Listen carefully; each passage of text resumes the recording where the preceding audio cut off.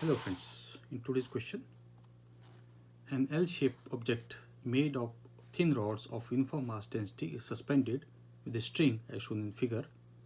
If AB and BC and the angle is made by AB with a downward vertical theta, then we are supposed to find out what will be the tangent of theta. We have four options.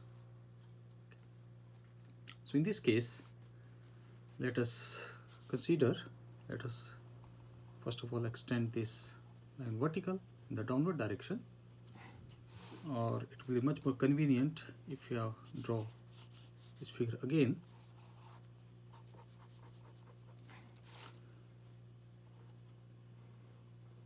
So this is point A, and to point A we have a AB, and let us extend or rather draw BC. So this is BC, and they are having angle of 90 degree, and let us extend this point. Therefore we say that AB is having a midpoint as Q and BC is having a midpoint of P, and if M1 is the mass of AB, then in the downward direction we are going to have force F1 which will equal M1G, and here we are going to have in downward direction a force, let us suppose that F2, which will equal to M2G, where M2 is the mass of BC. Okay, please bear, it's not according to scale. Now let us extend this B to the horizontal, and it cuts the vertical at point Z, and similarly we extend a point P and it cuts the, you can say, vertical at a point we call that as Y, and this we call as D. So we are going to have this angle will be also theta, and this is the theta angle which is given to us. And we also assume that AB entire length is L, so therefore AQ will be L by 2, BQ will be also L by 2, and BP will be L by 2, and PC will be also L by 2. Let me extend, this is point C, so that they can become more or less equal. Okay.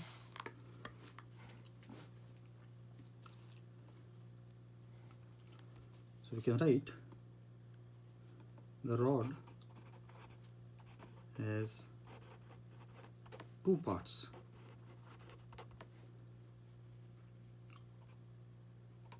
In part first we have AB, and in part second we have BC.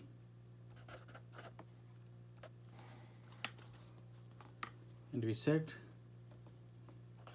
Q is midpoint of AB and P is midpoint of BC, and both AB is also L, length L, and BC is also considered of length L. So PQ is the midpoint, therefore we can say that AQ is equal to BQ will be equal to L by 2, and similarly we can say that BP is equal to PC is equal to L by 2, and we also say that AB is having a mass M1, so mass is M1, and here the mass is M2. So these are the few things which we have considered. And for the rod to be in equilibrium, you can say for the rod means combination of AB and BC to be in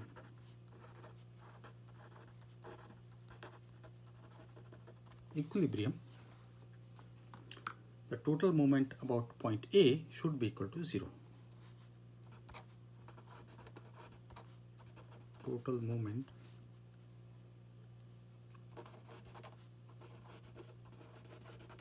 about point A should be equal to 0. Now we are going to find out the total moment of point A should be equal to 0, or from here we can say the moment due to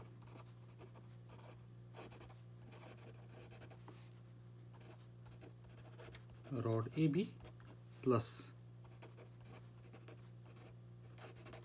moment due to rod BC should be equal to 0. And if moment due to rod AB, let's call that capital M1 plus capital M2 should be equal to 0. Now in this case, one movement will be clockwise and another movement will be anti-clockwise. And here we can say that one movement will be clockwise and another will be anti-clockwise. So let us consider that movement M2 is anti-clockwise. Therefore, moment M2 is in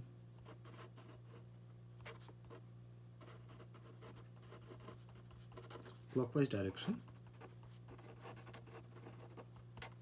so which basically means it will be minus of M2. So we substitute it here, we get M1 plus minus of M2 is equal to 0, or we can say our M1 is equal to M2. So let us find out what will be our M1. So M1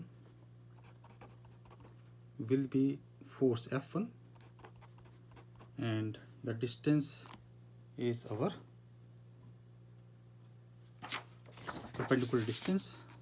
So let us consider perpendicular distance. So this point is our x. Okay, so it will be multiplied by qx. Qx, and we are going to M2. M2 will be F2, and perpendicular distance, that is Py.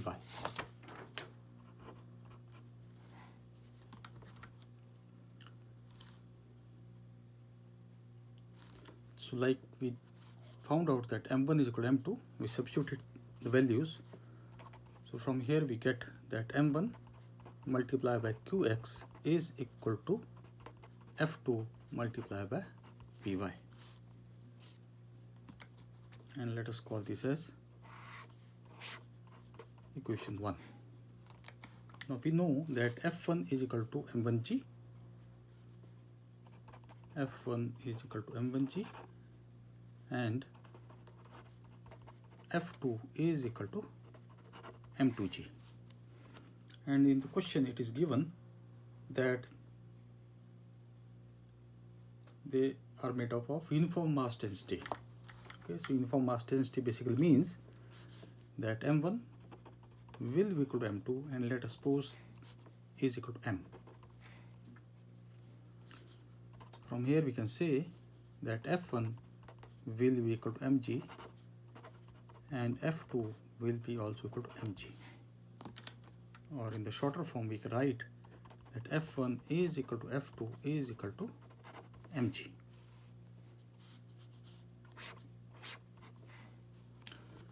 Now we consider triangle AQX.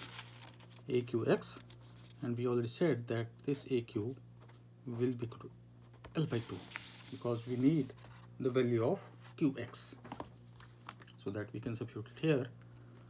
So we consider in triangle AQX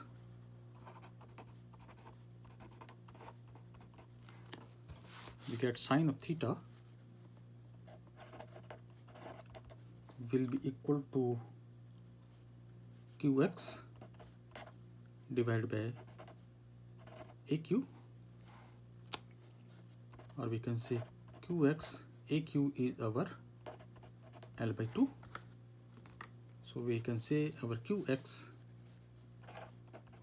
is equal to L by 2 multiplied by sine of theta. Similarly, now we consider triangle PBD. We consider in triangle PBD, we can write it here as cos of theta will be equal to PD divided by PB, and we get this as PD divided by L by 2, or we can say from here that PD will be equal to L by 2 multiplied by cos of theta. But we are supposed to find out Py. Okay. So in order to find out Py, we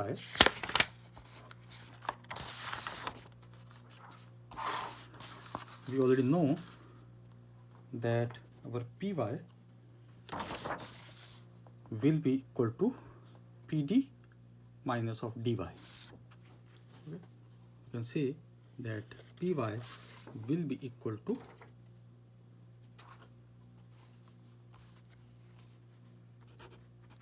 PD minus dy, and PD we already know is our L by 2 cos of theta, and we are supposed to find out what will be our dy. Now from the figure we can clearly see that dy is equal to bz. You can say, but dy is equal to bz. Therefore we can modify the equation as Py is equal to L by 2 multiplied by cos of theta minus bz. Now we can use right angle triangle ABZ. ABZ we are going to use. AB we already know, we have considered that its length is L. So we say in triangle ABZ. In triangle ABZ, we can write sine of theta will be equal to BZ divided by AB, or we can say BZ divided by length L. From here we can write that BZ is equal to L sine of theta. Now we are going to substitute this value, this equation, in place of BZ. We can say our Py is equal to L by 2 cos of theta minus L sine of theta. Now we got Py, and in the equation 1 we already know Qx we calculated, and Py we found out. We are going to use equation 1 and substitute value of F1 we already know is mg, substitute value of Qx and Py, and solve it further. So we can write using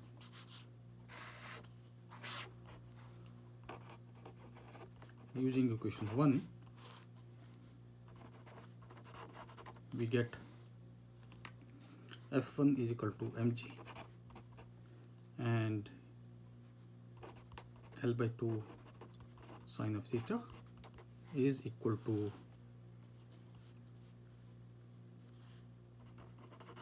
mg. Py is our L by 2 multiplied by cos of theta minus L sine of theta. And cancelling mg and mg goes out, and we take L as common, so this L also cancels out. So we are left with sine of theta divided by 2 is equal to cos of theta divided by 2 minus sine of theta.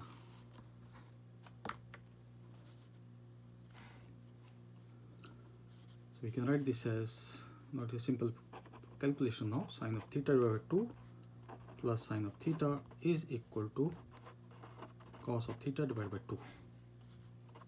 So we get this as 3 sine of theta divided by 2 is equal to cos of theta divided by 2.